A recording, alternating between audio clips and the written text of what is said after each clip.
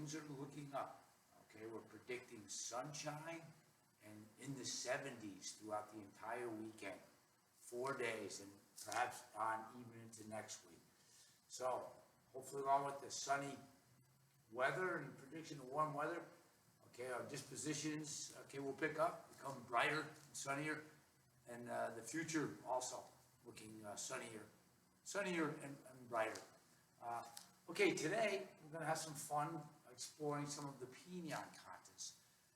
Oftentimes, I remember way back, kind of when I learned katas, way back in the Stone Age, we were just taught the moves and given some real basic explanations for the katas. Basically, everything you did that looked like a block was a block. Every kick that you threw was a different kind of kick than perhaps what it really was. Traditionally, in a lot of katas, almost all the kicks are front kicks because you're maneuvering your opponent or you get into a position where you can kick them to the front. A lot of the blocks that we actually apply, call blocks in katas, are actually strikes.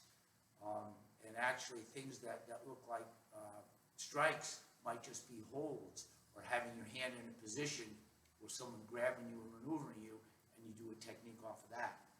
So we're going to look at some of the Pinan Katas, and I think perhaps early on, again, lots of times we would talk, well, listen, you'll find out, you'll learn it later on, you'll learn it in the future, just do the basics.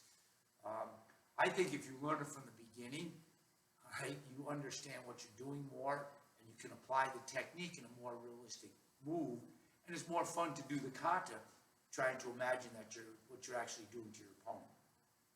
So let's start off with Pinan 1, and I know we've talked a lot about Shuto Mawashi Stouki, a big circular move, and if you look in a lot of katas and even out of the Pinans, that's a pretty common move. And other styles do that technique a little bit differently. But basically what you're doing is you're blocking up, okay, bringing both hands up. One hand controls and the other one does a strike.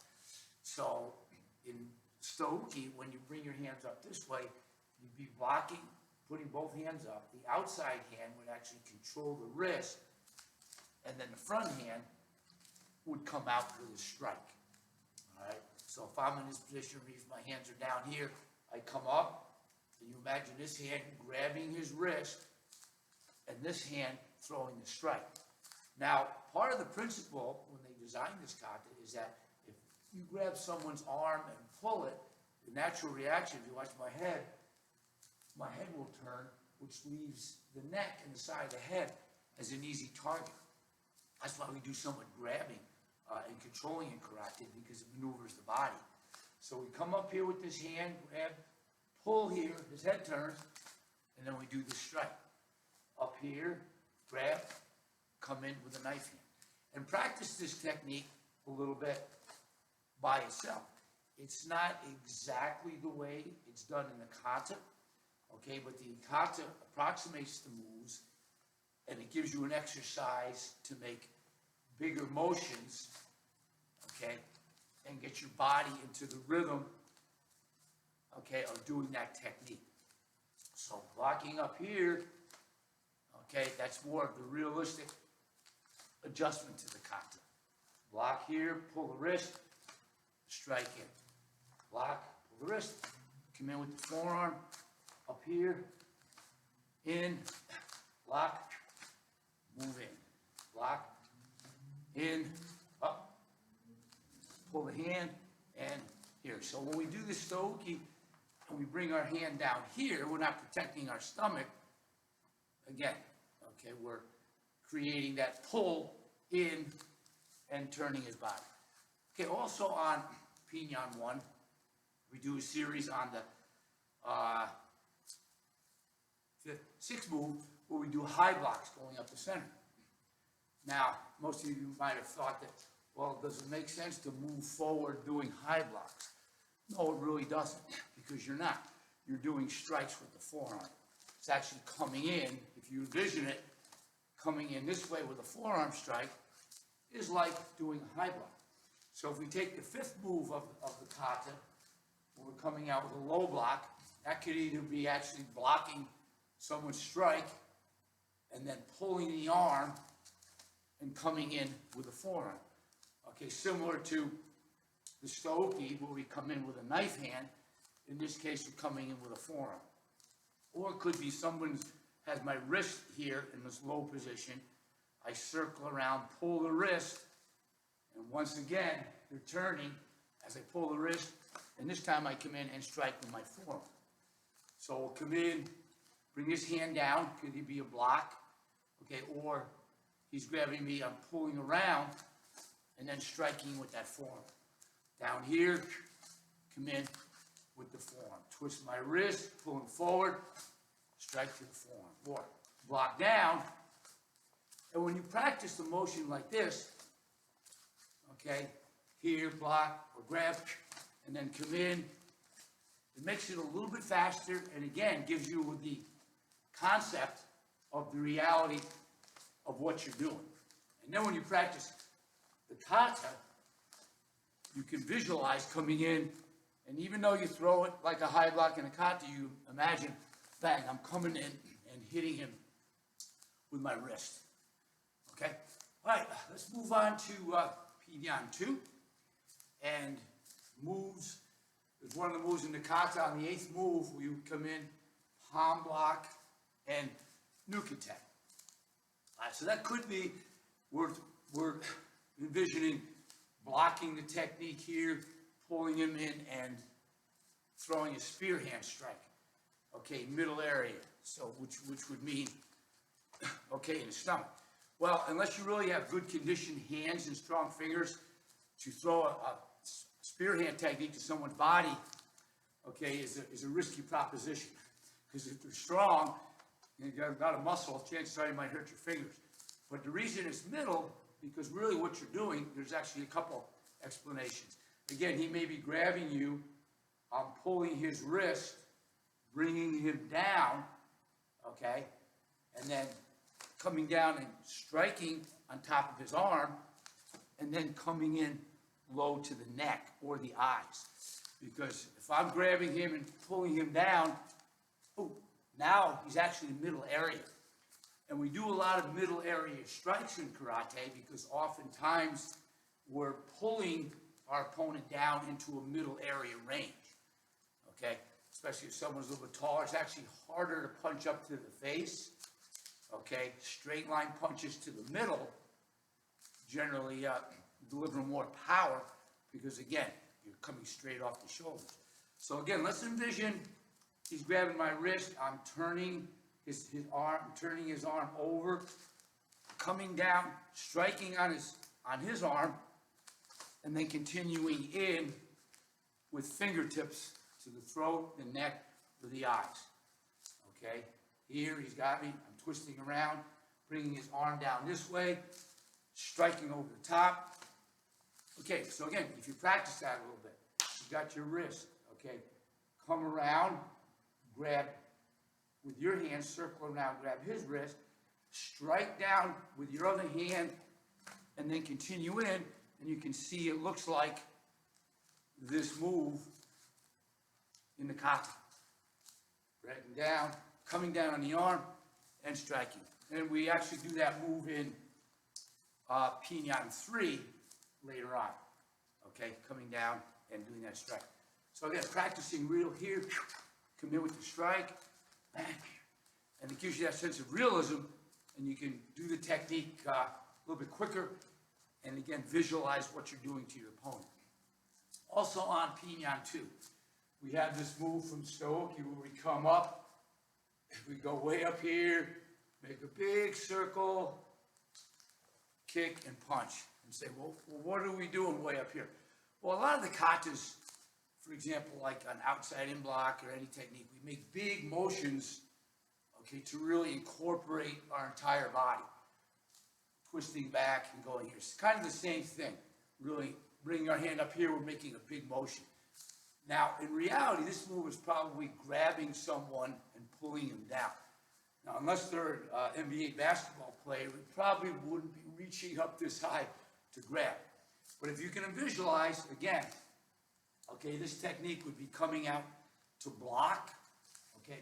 And that's why when we do this technique, we come out this way and hold the hand up, because that could be a blocking technique, okay? Pulling him down and then grabbing. Now, if they have hair, you can grab the hair or ponytail. A lot of people have shaved heads these days, so you might just be grabbing the side of the head, the neck, pulling that down, and in the kata, it looks like we're doing a hook block. But in reality, you're probably pulling someone down, again, getting them low, and again, that front kick, okay? That low, short front kick is often applied to below the waist or bringing the head down low to fire that kick and then add the punch afterwards. So again, think about in here, blocking the technique, reaching in, grabbing.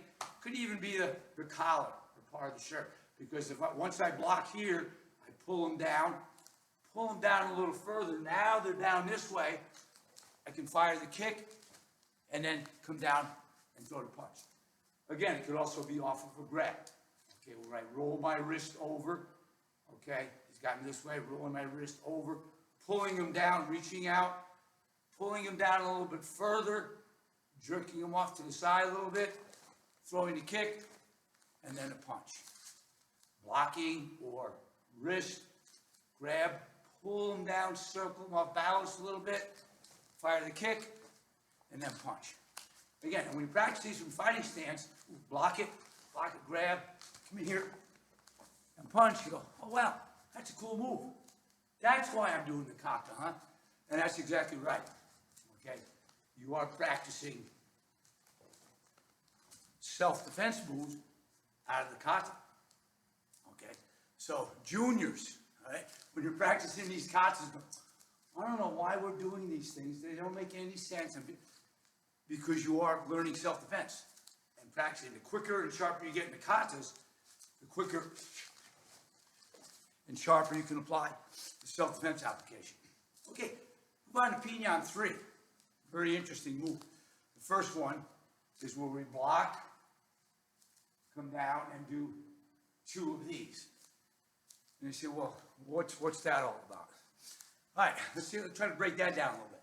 We're doing a inside-out block. Okay, so let's say a person is throwing a punch at you. You are blocking the arm with an inside-out block. Then you would grab, pull the arm down.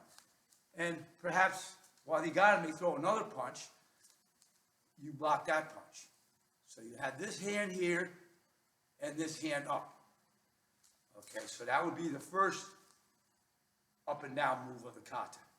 Now, okay, I'm just going to grab the wrist here, grab the wrist here, twist around, and now what I'm doing, I'm taking his low arm, his upper arm, crossing them, and twisting over this way. So if you get that control of someone, blocking here, and just snap their arm over the other arm, now it's kind of like they're handcuffed or elbow cuffed. And then on the 7th move of the kata, okay, when we're here like this, we do a power block. More likely, after you do this block and twist them over, now you're going to move out and throw them to the side. And oftentimes, again, I think I learned originally that a power block was you push against somebody with your arm and then push this hand in to make it stronger. Well, that doesn't make too much sense because I don't think I would ever push somebody like that. You probably push them straight with 2 hands. But if you just imagine it a little bit more, the approximation is a moving out with 2 hands, and this would be the reality of the distance. In the kata, we put the hands in on the elbow. So again, we're blocking his punch, grabbing the arm. Another punch is coming in. I'm going to pull this hand down, block this hand, twist his arm over here. Now he's bending over, and I just move to the side, and now it kind of looks like I have a power block. Okay? So again, the move in the kata is blocking, okay, pulling his hand down, blocking the high block, and twisting the arms, and then making the thrust. Okay?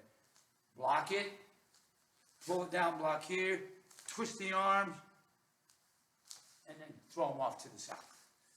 Block it, all right? Twist the hand down, block the other punch, twist his arms, and then off to the side. All right, block it down. Okay, take his hand down, block the high punch, twist his arms, and throw him out to the side. Block, twist it down, block here, twist, and then throw. Okay, Pinan 3. And we also talked about Pinan 3 when we do this technique. We're actually striking someone.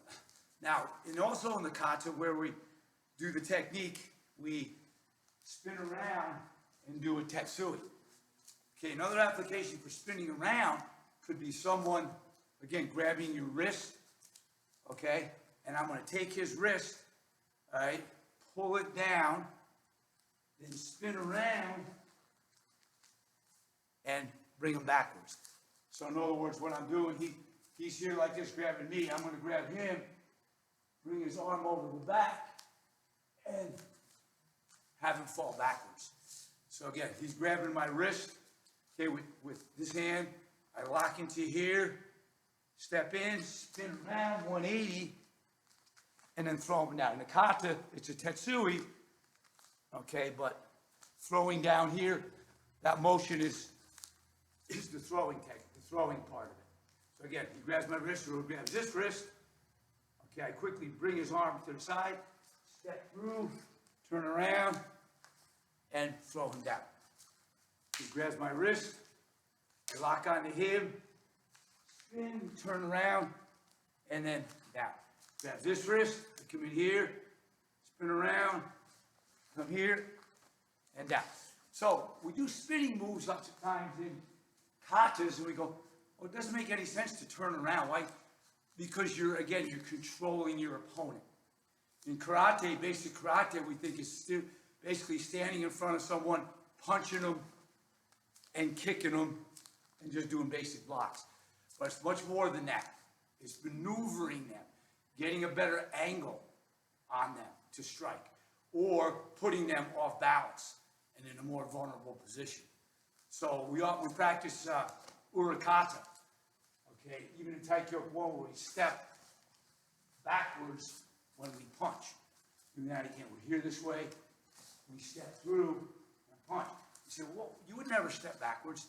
Well, lots of times we do in katas, okay, for reasons of throwing them off balance and using our entire body movement to add strength to our control of our opponent. Okay, on Pinan 4, okay, lots of people have trouble with this motion. We're coming back here and striking. Again, if you visualize what you're doing, this hand would be coming up, the knife hand, blocking the technique, holding on to the technique, holding on to the arm wrist, coming in with a knife hand strike. Again, if I'm pulling someone, okay, off balance, okay, it usually turns their head and gives me a good target for the neck or the side of the head.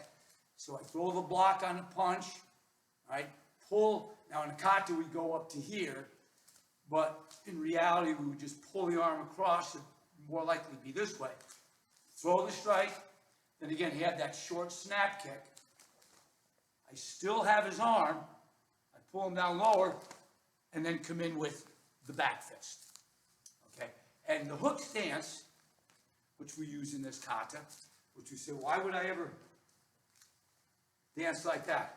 Or dance like that? Or move like that, unless I was a dancer. Well, oftentimes what you're doing is you pull someone in close, you drive your knee into their leg, into the thigh, or into their knee to put them off balance.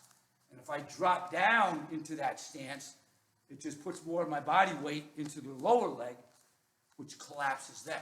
So again, visualize, do this block, pull the arm, strike, throw that low kick. Okay, again, we're not kicking them up to the face, okay, because, okay, we don't have to, they're already down low. We're not kicking a high level. So low kick, move in against their leg with your knee, pull the arm, and then back fist. So blocking a technique, throwing here, snap, and then come in. Blocking it, pulling the arm, throwing a technique, kicking, coming in and throwing. And you might not necessarily go just like this. You might just move your knee in and drop against their leg. But if I had that back leg coming in, it just puts more weight on their leg. Okay, the other move, another move of Pinan 4, where we're coming out here, like this, down, kick, 2 punches. Again, if you visualize someone coming in to push or already has you with a grab, both hands coming down. Now, you may not break their grip completely and completely free the hands if they're strong, but if you just separate it a little bit, okay, first of all, if you hit down hard on their forearms with this really looks like a double low block, but it's just more likely a strike on their arms. You hold control, you might just be grabbing the sleeves, not the wrist, but again, fire that low kick, that'll loosen up the grip, and then you continue with 2 punches. All right? Grabbing here, breaking down on their arms, okay, grabbing hold of their arms, controlling them, pulling them into you, and then throwing the kick. And that's another point. A couple of the challenges before, we talked about making those short kicks.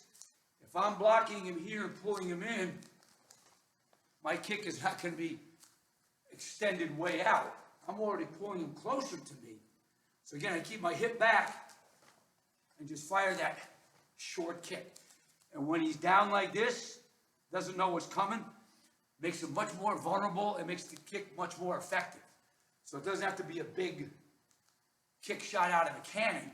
It's just a short, snapping kick, and then bang, bang, 2 short punches, because after you kick, then they're even more vulnerable to 2 unexpected punches.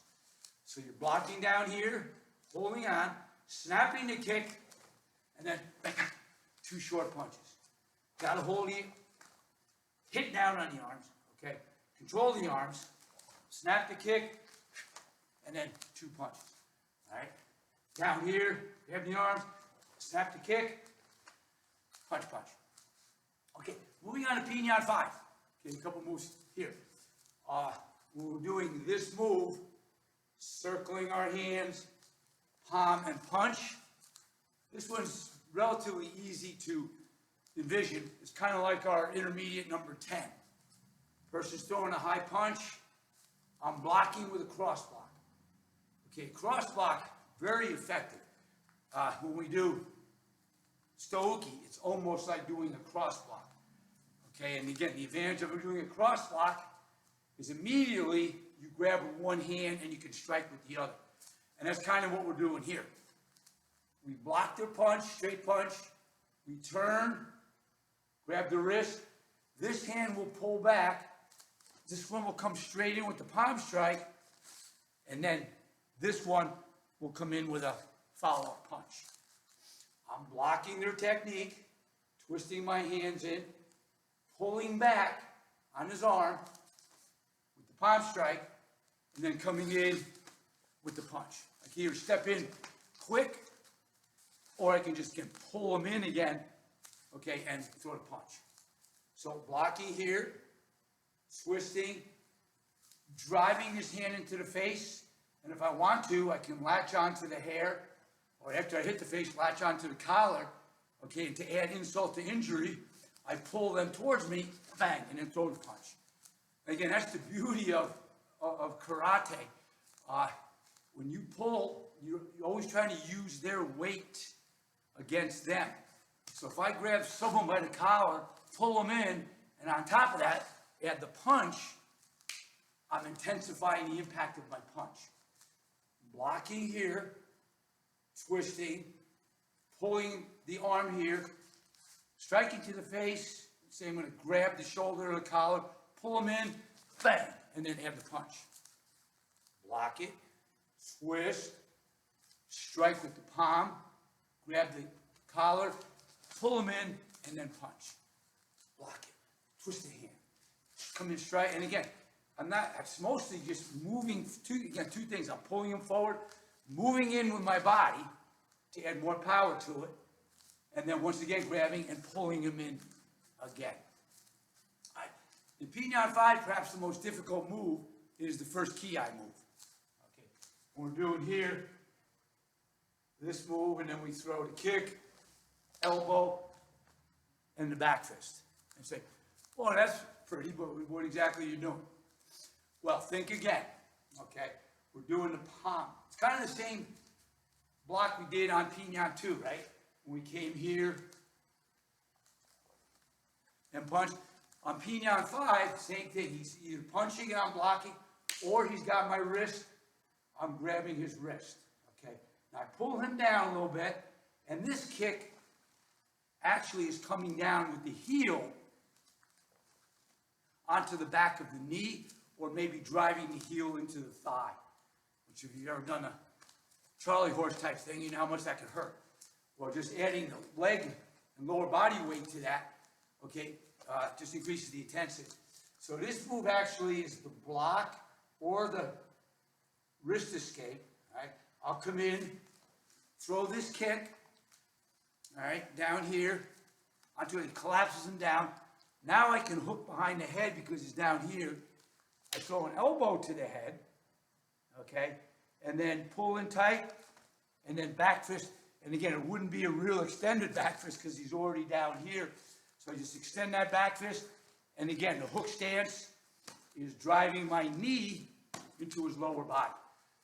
So again, think about what you're doing, okay? So in technique, you wouldn't necessarily be down in kiba doing this in the kata, but I'm throwing the block, dropping down a little bit, pulling his arm across, kicking down, grabbing the head, throwing the elbow, and then moving in just a little bit. Obviously, he's already down here. Okay, so I don't have to go very close.